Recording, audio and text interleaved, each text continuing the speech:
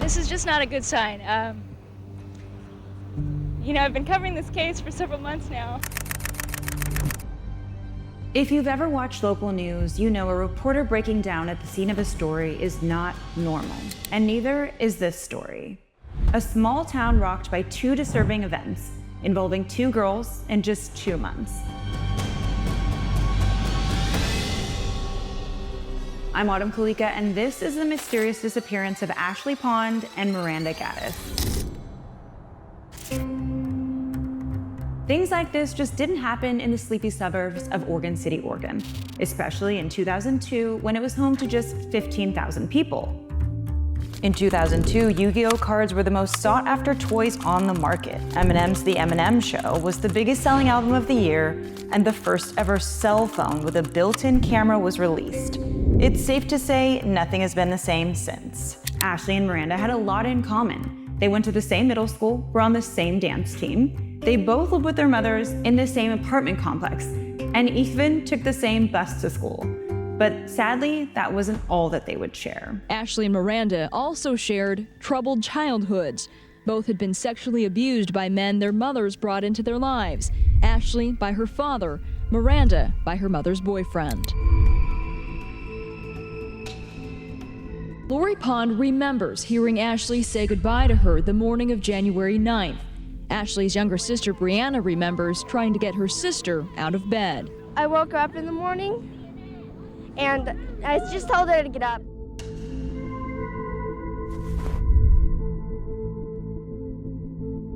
No one saw Ashley at the bus stop that day. Did she get a ride from her friend and neighbor, Mallory Weaver, and her dad, Ward, as she did on occasion? It would have made sense. The Weaver home was right by the bus stop. Or did she not go to school at all that day? I've known her for since third or second grade. It seems like she got kidnapped or something. While waiting at the bus stop, Miranda talks with reporters as investigators seek information on Ashley's disappearance just feet away. God, I hope she's a runaway. When Ashley first went missing, investigators believed that she was a runaway. But Lori Pond's motherly intuition gnaws at her. Deep down, she knows her daughter just didn't run away. If she was gonna be 5 minutes late, she would call me. No, this is not like her. Not at all. 9 days later, Ashley is still missing. Attention turns to her friend Mallory's father, Ward Weaver. But why? Just because his house is in front of the bus stop? January 18th, detectives talk with Weaver. According to court documents, he tells them he'd been home the morning Ashley disappeared, and that he'd had problems with his burglar alarm, making him late for work. Ward Weaver was no stranger in Oregon City. In fact, he was trusted by many, known for hosting neighborhood kids at his house often. Investigators conduct a brief search inside his home, but it turns up nothing. It's really hard to believe that happened to one of your friends or something. It's just really different. Hi there. Hi. What's your home address where she's missing from? 14155 South Beaver Creek Road, number 201. The same as Ashley Pond. And what's your daughter's name? Miranda Gaddis, Gaddis.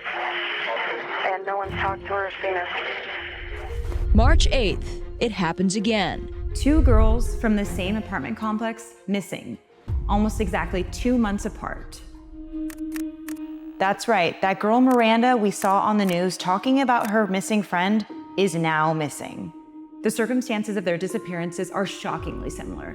Both girls get ready for school, yet never make it to that bus stop. I'm ready to move out of this complex because I don't feel safe here. Investigators hone in on the apartment complex. Ward is questioned again. When questioned about the day Miranda went missing, Weaver says he was taking care of his sick daughter. I was here, but time frame doesn't make anything feasible. Ward thinks he knows why he's being questioned, but it's not what you think. Turns out Ward's family has a history of murder. His father, also Ward Weaver, was on death row at the time of Ashley and Miranda's disappearances. March 27th, the FBI and Oregon City Police returned to the neighborhood with search dogs. Miranda and Ashley's disappearance makes national news. There's a surge in tips as the word spreads that Ashley and Miranda are missing. FBI profilers are brought in to assist in the case, and around a dozen people are asked to take polygraph tests. This includes relatives of the missing girls. Investigators are closing in. The FBI and Oregon City Police swarm into the apartment complex where Ashley and Miranda used to live. They serve a search warrant in an apartment belonging to Adam Abrams. He lives in a unit just above Ashley Ponds. The 23-year-old says a few weeks earlier, he and his roommate both took polygraph tests about the missing girls. After that, they said we failed it. So. They said you failed? Yeah, me and my roommate.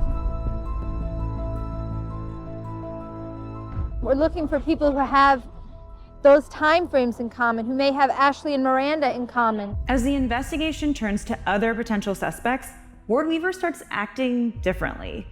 In July of 2002, Weaver sells his Camaro. The buyer notices something odd, though. All of the carpet and trunk lining has been removed. That same month, Ward agrees to do an exclusive interview with KATU TV in Portland. He refers to himself as, quote, the main suspect. That is what the FBI and the Oregon City Police are going around telling my family and my friends. While he denies any involvement with the missing girls, he talks about his relationship with them in a very unusual way. Just 2 weeks before Miranda went missing, Ward Weaver has a party for his daughter, Mallory. In attendance was Maria, his ex-wife, and Mallory's mom, current partner Christy, and Miranda. Weaver's first wife would later tell police Weaver got upset at that party because Miranda had advised another teenage girl not to spend the night, telling her Ward Weaver had molested Ashley and she might get molested too. It turns out this trusted neighbor, Ward Weaver, has a dark secret. Ward, a convicted felon with a history of physical and sexual attacks on girls and women.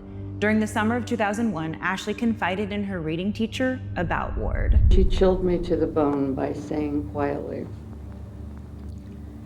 "Usually, when I spend the night over there, he only lies on top of me."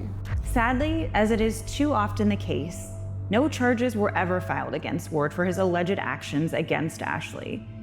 With Ashley missing and only Ward's word to go on, it's hard to decipher the truth at this point. Well, I don't have anything to do with what's going on, but my gut instinct is Ashley's off somewhere where she would rather be than home. Before the interview was over, Ward gives the news crew a tour of his home. Depending on how many girls were here, like I said, I've had some huge parties. You could not walk anywhere in my front room without stepping on a body. I notice on the microwave a recent issue of People magazine featuring Ashley and Miranda on the cover. Ward has proved to be a creep time and time again. These interviews are weird and honestly painful to watch. But there is still no substantial evidence linking him to the disappearance of the girls. Then, on August 13th, we see Ward Weaver on TV again. But this time, it has nothing to do with either of the missing girls. Ward, can you tell us what's going on? What's happening? I have no idea what's going on. Ward is charged with raping his 19-year-old son's girlfriend in his daughter Mallory's bedroom. The woman ran from the home, was picked up by a passing motorist, and was taken to a nearby store where she called for help. She was crying real hard. She had marks around her neck, really red ones. You could tell that somebody had been trying to choke her. Shocking, disturbing, disgusting news. But still, no evidence linking Ward to the missing girls. That same day we see Ward in handcuffs, Francis Weaver tells investigators and his stepmother that he thinks the girls are buried in his dad's backyard. This is not the first time that he's hinted to his dad's involvement in the case, though. In fact, he alleges that his dad admitted to the murders earlier that month. But investigators continue to say that Weaver is not linked to the missing girls. No known connection between our arrest last night of Mr. Weaver and the cases involving Ashley and Miranda. At this point, the community is frustrated. So they start to take things into their own hands. Ashley's stepmom, Mary Campobasso, believes at least one of the girls is buried in that slab of concrete in Ward Weaver's backyard. Did you notice a smell when you walked up the pathway? I did. Mary isn't the only one showing up at the Weaver property. The nonstop presence of media, investigators, and bystanders becomes so overwhelming that the landlord puts up no trespassing signs. And while doing so, he makes a bombshell of a discovery in the shed right near where Mary Campobasso said she smelled something. And I walked in to just kind of look around. When I turned, these fly strips were right here. They were hanging down, totally covered with flies. breaking news with new developments happening in Oregon City on the disappearance of the missing Oregon City girls. Late tonight, the FBI and the Oregon City Police Department obtained legal authority to search at 2507 South Beaver Creek Road. Authorities secure the property with fences. The following morning, tents go up over that shed and the concrete slab at Ward Weaver's home. Okay, we're seeing the medical examiner pull in. This is the medical investigation unit for Clackamas County. This is the vehicle that the guards at the front gate were apparently waiting for to pull into the driveway. This is not a good sign. This is just not a good sign. You know, I've been covering this case for several months now, and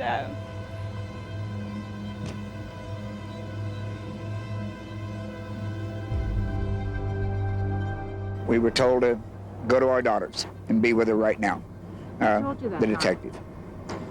So we're headed there. Late in the afternoon, investigators processing the crime scene have discovered what appears to be human remains in the back outbuilding behind the house. The Oregon State Medical Examiner has positively identified the remains discovered as the body of Miranda Gaddis. Late this afternoon, crime scene investigators processing the crime scene behind the house have recovered a second set of human remains. These remains were in the ground in a barrel underneath the area where the concrete slab was. Those remains, Ashley Pond.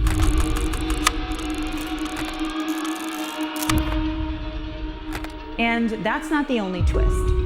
3 days after Miranda came up missing, he poured cement in his backyard. That's Ward's second ex-wife, Christy Sloan. Roger Stevens, a friend of Weaver's, says a concrete slab is meant for a hot tub. Ward had originally asked his teenage son to help him with this. But the day Miranda disappears and the day after, Weaver tells his son he won't be needed. The project would be done alone. Anna Song, who extensively covered Ashley and Miranda's case, conducts multiple jailhouse interviews with Weaver. And I don't know if this will surprise you, but he maintains his innocence through all of them. During one of the interviews, Ward makes a shocking confession about Ashley. It is the state medical examiner's opinion that she had consumed alcohol before she died. And it is what makes this admission from Ward Weaver especially troubling. Yeah, I'd given her alcohol. He's talking about the deaths of these two girls with less emotion than most people talk about the theft of their car. You're facing the death penalty. Yes. How does that sit with you?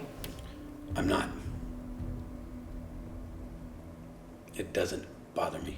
On October 4th, 2002, Ward Weaver III was indicted for the aggravated murders of Ashley Pond and Miranda Gaddis. He was also charged with sexually abusing Ashley Pond during the summer of 2001. And in September of 2004, Weaver pleaded guilty to 2 charges of aggravated murder and no contest to multiple crimes. We're gonna get our justice, and so Miranda and Ashley. A plea bargain allowed him to avoid the death penalty. He received 2 consecutive life sentences without the possibility of parole for murdering Ashley Pond and Miranda Gaddis. We love you forever. Miranda, we love you. Signed Kenzie and Amanda. If we turn here, you can see all the flowers, teddy bears. And then the big sign says, we will always remember you. Somebody might have taken her physically, but her spirit's never gonna go away. You can't take that away from us. As Ward Weaver III spends the rest of his life behind bars, he will have to live with the fact that he repeated his father's sins. Remember Ward Weaver II? He was on death row, not just for a murder. He was also a rapist who buried a body under his home's deck. This has to be the creepiest, sickest case of like father, like son that I've ever seen. What do you think of this case? Was justice served for those girls? Let me know in the comments.